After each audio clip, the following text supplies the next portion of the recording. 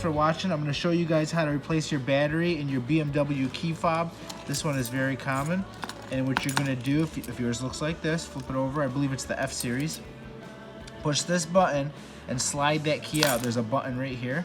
Once you pull that out, turn it over. This slid out of here, but if you move over here, you put your key in there and you pop it. That's all you do. I'll show you guys what's holding it, and I'll point it out with this razor. The only thing holding it is this little clip right here by the tip of my razor. Probably come closer to you guys so you guys can see that. It's right there. So we just popped it up. It takes a huge battery.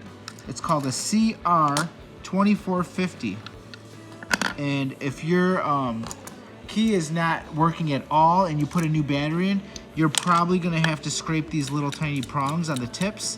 Just take a little razor blade and scuff them up very soft. Don't break those little prongs, and just scuff that up over here.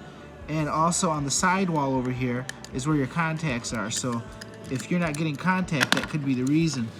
But if you want a new battery, just order one. You can get them on Amazon. I saw them on eBay. I think they're like $8, but make sure you buy name brand. You don't want to mess around with something that isn't. But I actually don't have to change my battery. I'm only showing you guys how to get in there. If you could see the different size, the common size for the 2032, like for a Honda or something like that, that's that size. But this one takes a huge battery, CR2450. This one's made by Sony. So that's about it. And you want to put this back on, you slide the bottom in first, this part right here, and then you snap it. And that's it.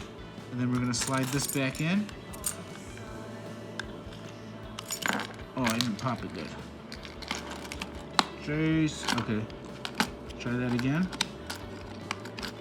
It felt like it snapped, but it must not have. There you go. Got it. Sorry about that. Put this back together, and that's how you replace the battery. Thanks for watching. Give me a thumbs up.